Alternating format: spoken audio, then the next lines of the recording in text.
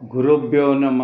గురుర్బ్రహ్మ గురుర్విష్ణు గురుదేవో మహేశ్వర గురు సాక్షాత్ పరబ్రహ్మ తస్మై శ్రీ గురవే నమ.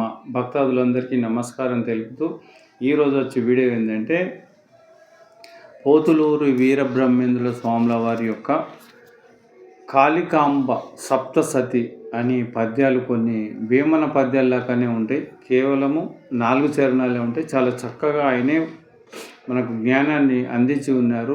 ఆ పద్యాలు మనకు చదివి ఎంతో కొంత విచారణ చేస్తే మనకు ఉపయోగపడవచ్చు అనే ఆలోచనతో ఈ పద్యాలు చేయటం జరుగుతుంది. ఈ వీడియోలో 3 పద్యాలు చేద్దామనుకుంటున్నాను.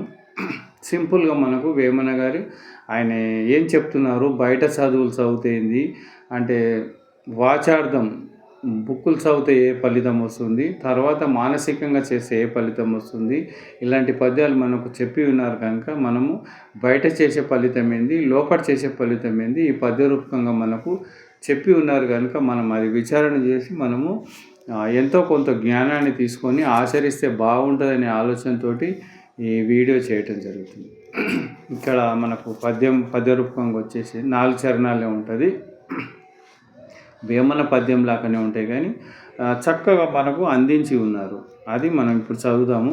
సింపుల్గా పద్యం మాట రూపకంగానే చదువుతాము, ఎందుకంటే పెద్ద రాగం రాదు కనుక. మనకు స్నానమందు లేదు పానమందున లేదు, స్నానమందు లేదు పానమందున లేదు, తంత్రమంత్రములను మహిమ లేదు, గుణము కుదురనేని ఘనయోగితానవును కాళికాంబ హంస కాళికాంబ.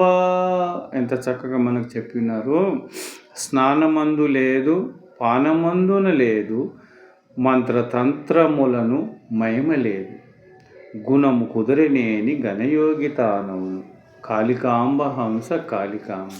అంటే ఇక్కడ స్నానమందు లేదు. చాలామంది మనం పవిత్రంగా ఉండాలి, ఈరోజు స్నానం చేయాలి, ఆదివారం చేయాలి, శుక్రవారం చేయాలి, ఒక నియమం నిష్ట ఉంటుంది. అది మంచిదే. అంటే ఇక్కడ స్నానం చేసి పవిత్రంగా చేసి ఎన్నో సబ్బులు పెట్టి సెంట్లు కొట్టుకొని పవిత్రంగా మనం శరీరాన్ని ఈరోజు మంచి పవిత్రంగా ఉన్నాయని అనుకుంటాడు. స్నానాలు చేసి పానాలు చేసి ఏవైతే గుళ్ళు గోపురాలు పోయి తీర్థాలు ఇవన్నీ తీసుకొని తీర్థం సేవిస్తారు కదా, పానం కూడా తాగుతాయి. అంటే స్నానం చేసిన తీర్థాలు సేవించిన మంత్రాలు తంత్రాలు చదివిన మహిమ లేదు, అందులో మహిమ లేదు. అంటే ఇవి తప్పుడు అంటావా? కాదు, ఇవి చాలా పవిత్రమైనటువంటిది. శరీరం స్నానం చేయాలి, చాలా మంచిది. స్నానం చేసి గుళ్ళు గోపురాలు పోవటం ఒక ఆనవాయితీ, అది చాలా బెటర్. ఇక్కడ బ్రహ్మంగారు చెప్పేది ఏంటంటే బ్రహ్మానికి చెప్తున్నాడు. ఇక్కడ చాలా ఇంకా డీప్ అయిన పదాలకు చెప్తున్నాడు కాబట్టి ఇవి చాలా తక్కువ మనకు చూపెడుతున్నాడు. వీటిలోనే మనం లీనమైపోయి స్నానం చేసి పానం చేసి గుళ్ళు గోపురాలకు పోయి మంత్రాలు చదివి మంత్రోచ్చారణ చేసి ఇవన్నీ చేస్తే అందులో మహిమ లేదు.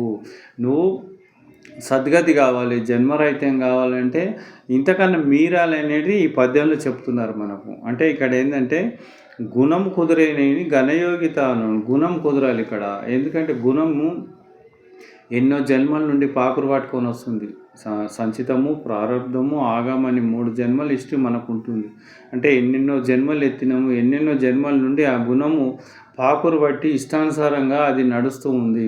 గుణముగా లేకుండా పాడైపోయి అది చాలా బరువుగా ఉంది అన్నట్టు, అశాంతితో ఉంది ఆ గుణము. ఇక్కడ మనము చేసే ప్రక్రియ కానీ ధ్యానం కానీ యోగం కానీ ఏవైనా మనకు మానవులు పెద్ద మహిమాన్వితులు చెప్పినటువంటి మార్గం దేనికంటే గుణం కుదరటానికి. ఇక్కడ ఇవన్నీ చేయొద్దని అంటలేడు. అక్కడ నువ్వు స్నానం చేసిన పానం చేసిన మంత్రాలు తంత్రాలు చేసిన అందులో మహిమ లేదు. మహిమ అనేది నీ గుణంలో ఉంది. నీ గుణము కుదిరితే అంటే అశాంతితో ఉన్నటువంటి గుణము, ఆ గుణం మారాలి. ఊరికే గుణం మారాలి. కోరికలు రాగద్వేషాలు ఇవన్నీ గుణాలు అంతఃకరణములు ఇవన్నీ కూడా కామ క్రోధ లోభ మోహ మదమత్సరాలన్నీ ఈ గుణానికి పట్టుకొని ఉన్నాయి. ఆ గుణము అన్నీ కూడా ఆ గుణంలో నుండి వెరస్ అయిపోయి గుణము కుదరాలి అంటే నిశ్చలంగా కావాలి. గుణము నిండుదనము కదలకుండా కావాలి. గుణములాగా ఉన్నప్పుడు అప్పుడు ఘనయోగి అవుతుండు. అంటే గుణం అంటే మనసు ఎప్పుడైతే చిత్తప్రజ్ఞ లక్ష్యం వస్తుందో, మనసులో ఒక వైడ్‌తనం వస్తుందో, మనసులో ఒక పాజిటివ్ ఎనర్జీ వస్తుందో, మనసులో నిశ్చలత్వం వస్తుందో అప్పుడు గుణం కుదురుతుంది. ఎప్పుడైతే గుణం కుదిరిందో అప్పుడు వాడు ఘనయోగి అవుతుండు. ఇక్కడ పద్యం చెప్పే విధానం ఏందంటే, మనకు అలవాటైనటువంటి ఏవైతే స్నానాలు చేయటము, తీర్థాలు సేవించటము, తర్వాత మంత్రాలు ఉచ్చారణ చేయడం, తంత్రాలు చేయటము, అదే అంతకన్నా మించింది లేదనుకుంటున్నాం కాబట్టి అవన్నీ కూడా అందులో నువ్వు ఎన్ని ఆచరించినా కానీ దాని ఫలితమే వస్తుంది కానీ అందులో మహిమ లేదు. మహిమ అనేది నీ లోపటనే ఉంది. గుణం అనేది నీ లోపట ఉంది. నువ్వు ఎప్పుడైతే మార్పు జరిగిందో, నీ గుణం ఎప్పుడైతే మారుతుందో అప్పుడు గుణవంతుడు అవుతున్నాడు. ఎప్పుడైతే గుణవంతుడు అవుతున్నాడో అప్పుడు ఘనయోగి అవుతుందో అప్పుడు మహానుభావుడు పరమాత్మ స్వరూపుడు అవుతుందని మనకు వేమన గారు చాలా చక్కగా ఈ పద్యంలో చెప్పి ఉన్నారు. ఏమంటుండు? స్నానమందు లేదు, పానమందు లేదు, మంత్రతంత్రములయందు మహిమ లేదు, గుణము కుదిరేనేని ఘనయోగి తానవును, కాళికాంబహంస కాళికాంబ అంటున్నాడు. మళ్ళీ రెండో పద్యం చూద్దాము. చదవగలరు లోని సారమెరుంగరు, చదువ ఫలమేమి సారమేమి, సారమైన చదువు సాధించి తరించు, కాళికాంబహంస కాళికాంబ. ఇంకా రెండో పద్యంలో ఏంటంటే మళ్ళా అదే ఇంకా చెప్తా ఉన్నాడు. చదవగల పెద్ద పెద్ద చదువులు చదువుతున్నారు, పెద్ద పెద్ద గ్రంథాలు చదువుతున్నారు, అష్టాదశ పురాణాలు చదువుతున్నారు, అన్ని వేదాలు చదువుతున్నారు. చదవగలరు లోని సారం ఎరుంగరు, లోపల సారం ఏంది, ఎలా ఉంది, నేను ఎంత మైలతోటి ఉన్నానా, అశాంతితోటి ఉన్నానా, నేను ఎలా ఉన్నాను, నా లోపల ఎలా వెళ్ళాలి, ఈ మర్మాన్ని తెలుసుకోలేక పెద్ద పెద్ద చదువులు చదువుతూ ఉన్నారు. ఇక్కడ చెప్తున్నారు చదవగలరు లోని సారమెరుంగరు, లోపటనే ఉన్న ఆట అంతా లోపటనే ఉంది. ఇప్పుడు ఇల్లు ఉదాహరణకి ఇంట్లో పెద్ద చెత్త చెదారం వేస్తే మనం ఏం చేస్తున్నాము, ఇంటి బయటనే అంత సాఫ్ చేస్తున్నాం, ఇంటి బయటనే అంత దులుపుతున్నాం, లోపలికి మాత్రం రావటం లేదు, దులపటం లేదు. ఎందుకు? ఇప్పుడు ఇల్లు అయితే మామూలుగా లోపలికి వచ్చి దులపటానికి వీలు పడుతుంది లోపట ఉదాహరణకి. అదే మన లోపట వెళ్ళటానికి తెలియటం లేదు, లోపట ఎలా వెళ్ళాలి, లోపట మైల ఎలా తుడవాలి అని మనకు తెలియటం లేదు. తెలియాలంటే గురుమూర్తి కావాలి, దానికి ఒక మార్గం కావాలి. ఇప్పుడు ఈ లోపట ఇల్లు శుభ్రం అయితే ఎంత నీట్గా మనం ఉండొచ్చో అలా మన లోపల శుభ్రం అయితే మనం శుభ్రంగా అందులో ఉండొచ్చు అన్నట్టు. ఇక్కడ అంతే చదవగలరు లోని సారమెరుంగరు, చదువ ఫలమే ఏమి సారమేమి, చదువుత ఫలమేంది, బయట చదువులు ఎన్నెన్నో చదువుతున్నావు, అన్నీ నోటికి నేర్చుకొని అన్నీ చెప్పగలుగుతున్నావు, దానివల్ల సారమేంది, అసలు ఫలితం ఏంది అని వేమన గారు మనకు చెప్తూ ఉన్నారు. సారమైన చదువు సాధించి తరించు. సారమైన చదువు, సారము ఇప్పుడు బయట చదువు అంతా కూడా సారం లేదు, ఉన్నట్టే కనపడుతుంది కానీ సారం లేదు. అది మంచి ఇది చెడు అని చెప్తుంది కానీ నువ్వు ఆచరించకపోతే అది నీకు ఫలితం రాదు. సారమైన చదువు ఎక్కడుందంటే నీ లోపటనే ఉంది. ఆ సారమైన చదవాలంటే దానికి ఒక మార్గదర్శకుడు కావాలి, ఒక గురువు కావాలి. ఇది సరైన ఆ మార్గం ఉంటే అది సారమైన చదువు మనం చదవచ్చు. అందుకని ఇక్కడ మనకేం చెప్తుంది, సారమైన చదువు సాధించి తరించు. నువ్వు సాధించాలి మళ్ళీ దానికి ఓ నిష్ఠతోటి, ఒక దీక్షతోటి, ఓర్పుతోటి, శ్రద్ధతోటి నువ్వు సాధించి తరించాలి. తరించటం అంటే ఇంకా అది కంప్లీట్ అయిపోతుంది అన్నట్టు. ఇంకా తరించినట్టే ఇంకా తీరినట్టే, నువ్వు గమ్యాన్ని చేరినట్టే అన్నట్టు. ఇక్కడ మనకు పోతులూరి వీరబ్రహ్మం గారు ఏం చెప్తున్నారంటే, బయట ఎన్ని చదువులు చదివినా అవన్నీ తీరే, ప్రాక్టికల్ కాదు. ప్రాక్టికల్ ఎప్పుడు అవుతుందంటే నీ లోపల వెళ్ళినప్పుడు అవన్నీ నీకు అవన్నీ ఒక తొవ్వ చెప్తుంది. అవి ఆచరణ లేకుంటే నీకు ఏం ఫలితం ఇవ్వదు. ఏ విధంగా అంటే ఒక కందీలు ఉంటుంది, అంటే ఒక దీపము, చిత్రపటం ఉంటుంది. ఆ దీపంలో ఏం చెప్తుంది, అక్కడ ఒక దీపంగా ఒక బుడ్డి తీసుకోవాలి, దాంట్లో నూనె పోయాలి, ఒత్తేయాలి, ముట్టిస్తే అప్పుడు చీకటి విడిపోతుందని ఆ పటంలో రాయబడి ఉంది. ఆ పటంలో దీపం అంతా వెలిగినట్టు చూపెడుతుంది పటంలో. ఆ పటాన్ని చూసి నువ్వు ఎన్నిసార్లు చదివినా ఆ పటం వెలగదు. అది ఎందుకంటే ఆ చిత్రదీపం కాబట్టి, ఆ పటం కాబట్టి అది వెలగదు. అది వెలగాలంటే ఆ పటంలో ఉన్నటువంటి దీపం ఒకటి ఒకటి బుడ్డి ఒకటి తీసుకొచ్చి దాంట్లో నూనె పోసి దాంట్లో ఒత్తేసి అంటిస్తే అప్పుడు ఆ చీకటి విడిపోతుంది. వెలుతురు వస్తే చీకటి విడిపోతుంది. అదేవిధంగా మనం ఎన్ని శాస్త్రాలు చదివినా, ఎన్ని గ్రంథాలు నోటికి నేర్చుకున్నా అవన్నీ గుడ్డి దీపం లాంటివి. అవి వెలగాయి. అవి వెలగాలంటే నువ్వు ఆచరణ చేయాలి. అవి ఏ విధంగా చెప్తున్నా ఆ విధంగా నువ్వు శ్రద్ధతోటి ఆచరణ చేస్తే అవి వెలుగుతుంటాయి. వెలిగినప్పుడు అప్పుడు నీకు ఫలితం గోచరిస్తుంది. అందుకే ఇక్కడ సారమైన చదువు చదివినప్పుడు నువ్వు సాధించి శోధిస్తే అప్పుడు నువ్వు తరిస్తావు అని బ్రహ్మం గారు మనకు చెప్పడం జరుగుతుంది. ఇంకో మూడో పద్యం ఏంటంటే సేమ్ అలాంటి పద్యాలే మనం ఈ రోజున లెసన్ తీసుకుంటున్నాం. వెదికి వెదికి వెదికి వేసారి వేసారి. ఇక్కడ ఇంకా ఎన్నో ప్రపంచంలో తిరుగుతున్నాం కదా. ఇక్కడ వెదికి వెదికి వెదికి వేసారి వేసారి అసట నిచటలేడటంజు నుంచి తెల్చి చూసి తాను తనలోనే గనుగొనే కాళికాంబ హంస కాళికాంబ.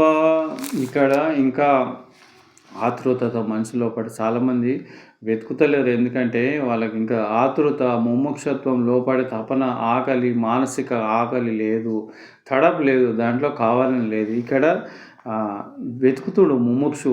ఇక్కడ ఎక్కడ దొరుకుతుందో పుణ్యక్షేత్రాలు వెతికి వెతికి వెతికి వేసారి వేసారి ఇంకా అన్ని చోట్ల తిరిగిండు. అక్కడ పుణ్యక్షేత్రాలు దొరుకుతుందో, ఇక్కడ పోతే దొరుకుతుందో, ఈ గురువారి దగ్గర పోతుందో, ఆడ దొరుకుతుందో, ప్రపంచం అంతా వెతికి వెతికి వెతికి వేసారిపోయిండు, అలసిపోయిండు అన్నట్టు. ఇంకా ఎక్కడా వానికి దొరకటం లేదు.